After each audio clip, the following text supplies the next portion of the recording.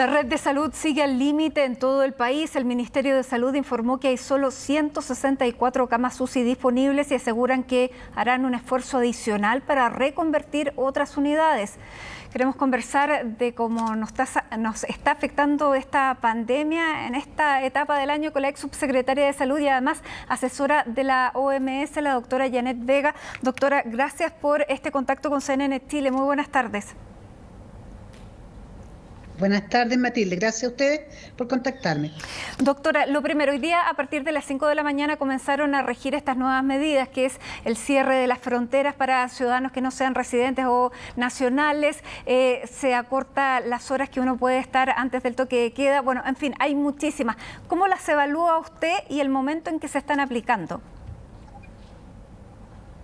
Bueno, yo creo que van en la dirección correcta y me parece muy bien que el gobierno haya adoptado estas medidas. Por cierto, creo que son un poco tardías, pero en este momento creo que hay que mirar hacia adelante. Efectivamente, es un momento tremendamente complejo y es el momento de realmente hacer una cuarentena real y efectivamente disminuir la circulación en aquellos lugares que son los que producen efectivamente más contagio, como es, por ejemplo, las aglomeraciones en centros comerciales, etcétera. Así que creo que esta medida es correcta y sobre todo el tema de cerrar fronteras, que era algo que estábamos pidiendo hace muchísimo tiempo. Doctora, ¿y por cuánto tiempo debieran extenderse estas medidas para que podamos ver algún efecto que tal vez se pueda cruzar con el de las vacunas? Pero ¿cuánto tiempo sería el mínimo? Mínimo 2 semanas, efectivamente, probablemente va a ser más, va a depender de lo que os vaya ocurriendo con el número de nuevos casos. Estas medidas, por cierto, no generan efecto inmediato. No es que hoy día se cierre y mañana ya se vea el efecto, sino que tardan un par de semanas en empezar a producirse. Por lo tanto, efectivamente, las 2 semanas estar monitoreando la situación es básico para saber si las medidas están surtiendo efecto y en paralelo seguir con el proceso acelerado de vacunación y en paralelo todos colaborar con la autoridad para no movernos de nuestras casas a menos que sea estrictamente necesario. La situación es dramática en los hospitales en este momento, es realmente dramático, necesitamos el apoyo de toda la ciudadanía, sin duda. Doctora, ¿cuál es el escenario en que nos están poniendo las nuevas variantes del COVID? Porque si bien no tenemos la secuenciación ya en un gran número, ahora se va a empezar a analizar más, pero claramente hay una velocidad de contagio que el año pasado no veíamos. ¿Cómo ve usted que esto va a afectar el tema de los contagios y la ocupación de camas? Bueno, yo creo que tenemos indicadores de la velocidad de contagio y efectivamente lo que está ocurriendo en las UCI, en las cuales el promedio de edad ha disminuido. Los pacientes se están quedando un poquito más tiempo pegados en la UCI, que nos alertan de que es muy probable que efectivamente tengamos circulando otras cepas y no necesariamente la original. Dado la proximidad con Brasil, lo que uno pensaría es que muy probablemente estamos con una circulación de la cepa brasileña, que es la P1, y por lo tanto urge que hagamos esta secuenciación de manera probabilística, es decir, que muestremos en la comunidad, además de ahora ya no va a haber muestra, por lo tanto la oportunidad representativamente en la comunidad, es decir, de un PCR, 1 cada 10, 1 cada 20 o de la manera como se estime, pero que nos permita tener una idea no solo que están circulando, sino que cuál es la cepa o la variante más bien predominante, porque efectivamente es distinto que tengamos la variante inicial a que tengamos una circulación acelerada de nuevas variantes, porque además son más transmisibles. Entonces, si ya tenemos una circulación importante de variante brasileña, es muy probable que en las próximas semanas lo que vayamos viendo es que copa la circulación viral esta variante. ¿Y por qué es importante? Porque si es así, tenemos que prepararnos para que probablemente vamos a tener esta situación de camas críticas por un tiempo y también porque significa que los pacientes van a estar más tiempo y vamos a tener un poco más de mortalidad y afectación de pacientes más jóvenes. Doctora, lamentablemente durante este año hemos visto que se están contagiando menores de edad, preadolescentes desde los 10, 11 años en adelante, cosa que no veíamos tampoco el año pasado. La vacuna Pfizer en Estados Unidos hizo una investigación, bueno, ellos mismos publican los resultados, pero dicen que es una vacuna que es eficaz en un 100% entre los menores. ¿Usted ve alguna necesidad que aquí en Chile ya comencemos a preocuparnos por vacunar a ese segmento de la población? Sí, yo creo que tenemos que vacunar con la estrategia de lo más riesgoso a lo menos riesgoso. Y efectivamente la estrategia que se ha seguido hasta ahora, que es de ir de aquellas edades que son más riesgosas, como los adultos mayores, y empezar a bajar en edad es importante. Ahora, en este momento, empieza a ser importante el grupo de entre 30 y 40 años y inmediatamente después habría que considerar efectivamente vacunar a niños en los cuales tienen un poco más riesgo de este síndrome que es el PIMS, que son en general niños preadolescentes, y también que ya también hay resultados interesantes a mujeres embarazadas. Entonces yo creo que eso hay que estar muy atentos a los resultados, porque si efectivamente hay estudios en Pfizer, nosotros tenemos una cantidad de vacunas Pfizer que deberían usarse en estos grupos de alto riesgo. Doctora, la vacunación mayoritariamente en Chile se ha producido con la vacuna Sinovac y de acuerdo a los últimos estudios no hay datos sobre cómo responde esta vacuna frente a las variantes y que aparentemente ya vemos que tienen circulación comunitaria. ¿Qué alerta nos da eso? Tengo mi perro acá. Somos bueno, dog lovers, así que no se preocupen. efectivamente no tenemos datos suficientes. No tenemos datos suficientes.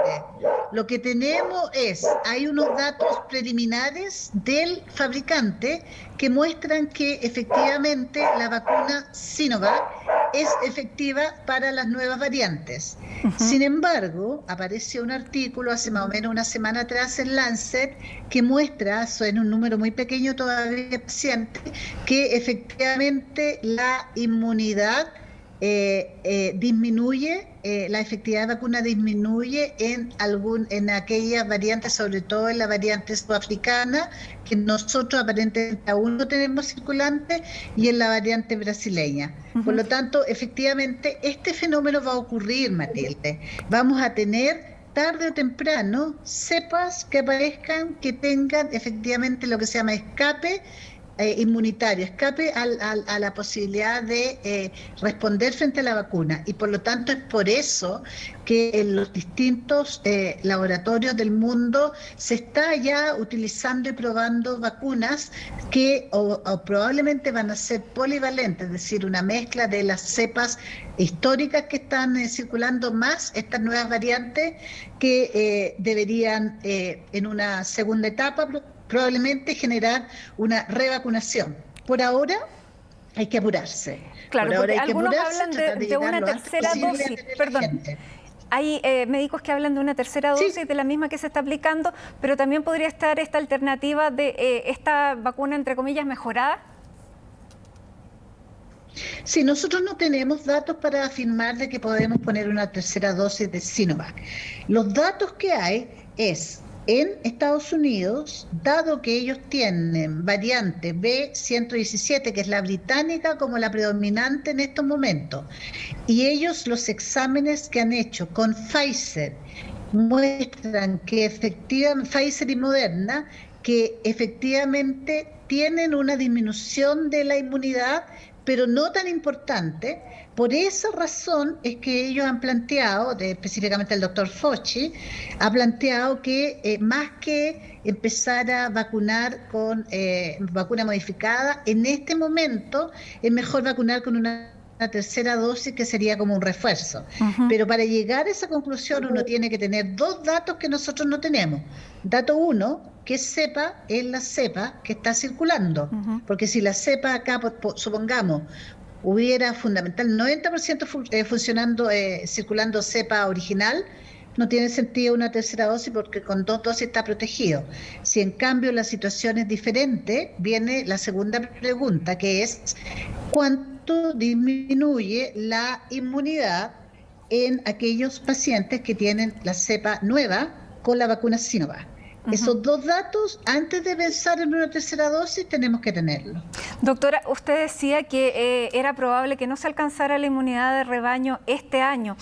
El gobierno ha insistido en que aproximadamente en junio va a tener a toda la población objetiva vacunada. ¿Hay una contradicción ahí? No, tener toda la población objetiva vacunada probablemente va a ser así, pero eso no significa que vamos a tener inmunidad de rebaño, pues, porque ¿qué es lo que es inmunidad de rebaño? La definición de inmunidad de rebaño es que la población está inmunizada lo suficientemente para cortar la transmisión del virus, el contagio. Y eso no lo vamos a lograr y probablemente no lo vamos a lograr por un par de años, porque no, eso es bastante más complejo. Entonces, lo que va a ocurrir es que vamos a tener población suficiente vacunada para que las personas vacunadas disminuyan su riesgo de tener enfermedad grave y muerte. Pero el virus va a seguir circulando. Y si hay cepas que se van produciendo, que son cepas nuevas, depende de cuán efectiva sea la vacuna, si vamos o no vamos a ver más olas y con qué severidad estas olas que están afectando subsecuentemente. Claro, lo que sirve igual... ¿Sí? Adelante, Matilde. No, lo que sirve igual, díganos, doctora. No, la escucho. Sí. Digo que lo que sirve igual siempre, a la cepa que sea, es que efectivamente hay que hacer testeo, trazabilidad y aislamiento, y que hay que efectivamente asegurar de que haya disminución de movilidad, distancia física y que las personas ocupen mascarilla. ¿Usted ve alguna posibilidad, doctora? Eso sirve. ¿Usted ve alguna posibilidad, doctora? Porque ahora se está discutiendo en el Senado el cambio de la fecha para las elecciones para el próximo 15 y 16 de mayo. En este escenario, esto es un mes más, un mes 10 días, ¿usted ve posible que la cantidad de contagios haya disminuido tanto como para poder hacer las elecciones? No lo sé, yo creo que esa es la gran interrogante. Yo no tengo datos que me permitan hacer una predicción al respecto. Y de hecho, una de las cosas que hemos pedido es tener los modelos por los cuales se están tomando esas decisiones. Porque puede que sí, pero puede que no.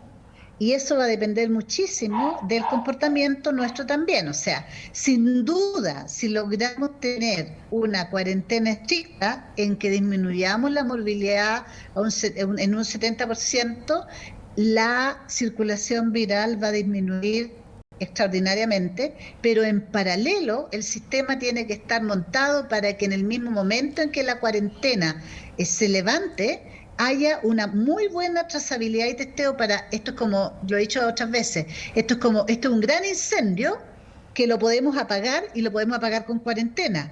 Pero si no seguimos monitoreando, pueden empezar a aparecer otros incenditos chiquititos que si no los vamos apagando, generen otro nuevo incendio.